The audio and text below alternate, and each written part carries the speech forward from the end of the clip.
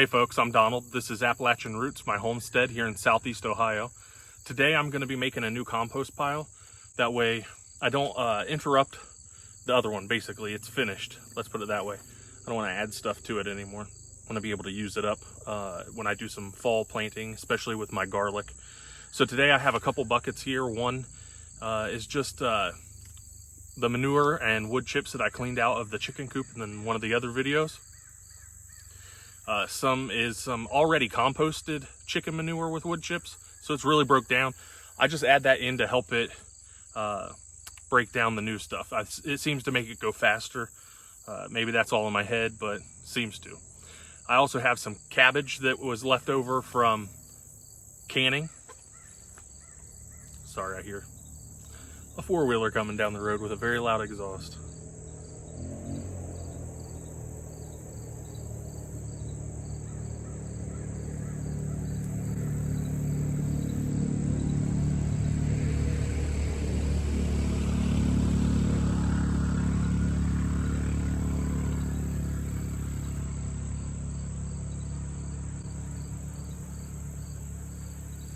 I also have some pepper scraps, jalapenos that I pickled the other day. So I have those to put in here. I have, I had cleaned up one of my indoor plants, house plants. It's a I think it's called a wandering Jew. So I have a lot of those to put in here. You can put anything in here. Grass clippings, I have some of that. And then just a bunch of cardboard and paper toweling. I mean, rather than throw it away, you might as well make it go to work and be able to put it in the garden. So we'll go ahead and start this.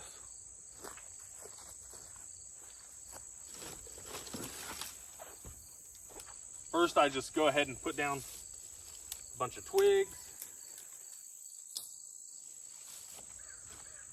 You want to put your browns down first. Some old paper toweling.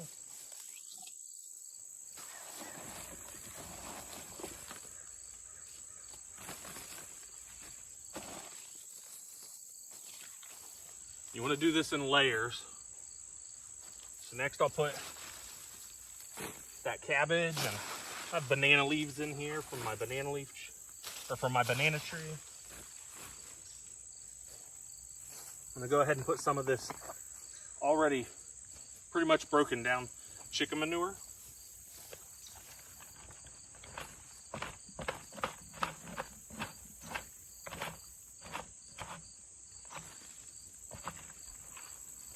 Put that at the bottom.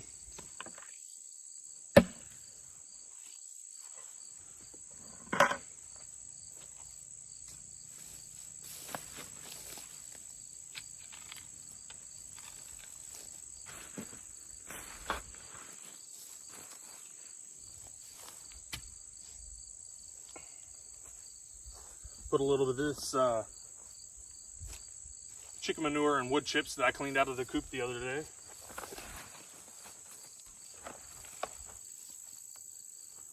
And then you just sort of keep layering it up, like I said. Put some fresh grass clippings.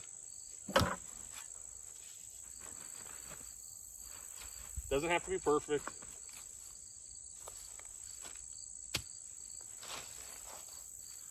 I'm gonna go ahead and put some more of the cardboard and paper.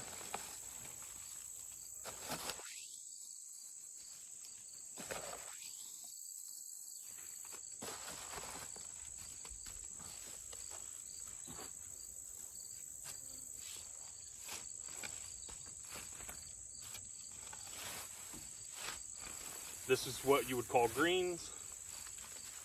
It's cabbage. And just fresh plant matter. Should have brought a rake.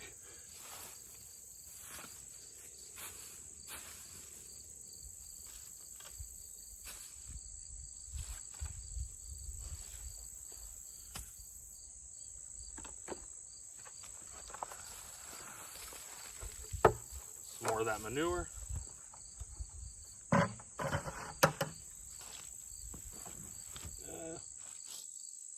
Go ahead and put more cardboard. Now, I'm not going to use this box just because it is lined with wax. These are all those peppers. just the tops and then a couple that had bad spots. I don't feed hot peppers to the chickens. I don't know if they have heat receptors or not, but I just don't give them those. More of the grass.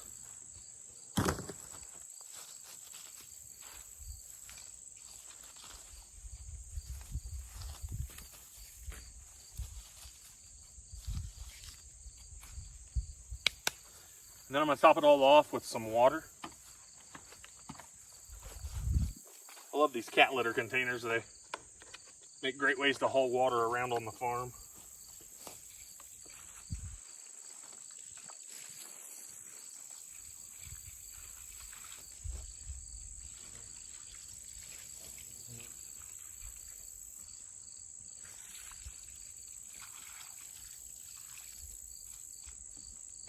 Now I have to mow some more, and I let my grass grow up fairly tall, about 7 inches, just so that I could have some fresh grass clippings to put on here.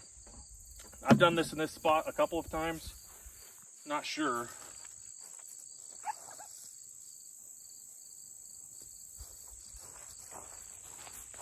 This is some that was left over. I mean, it's great. So I just always pick a spot that's just away from the house, gets plenty of sun. So this will be done over the fall and winter, and it will be ready when it comes springtime to put in the garden to make us more fruit and vegetables that we can can up just like we did those jalapenos. So like I said, it's not rocket science. You just want to make sure that you have a pretty good mixture. You can put all cardboard there. I mean, it doesn't have to have other stuff mixed into it. It just helps it along. It'll take a lot longer to break down. So you want to have that mixture about I believe they say 2 to 1, 2 parts brown to 1 part green. Your brown are twigs, wood chips, paper, cardboard. Your green is anything like grass clippings. Oh, and for your browns, you can use dried leaves in the fall. So with the greens, like I said, all my kitchen scraps that I don't feed the chickens, that cabbage had a lot of mold and stuff. I'm not going to give that to my chickens. They get plenty. They don't need that. So then you just want to make sure it's wet. You don't want to swamp it. It doesn't have to be soaking wet. You just want it to be moist so it helps those microbes and stuff really flourish and eat and break down all of this into good, great soil. You're going to want to turn this a lot.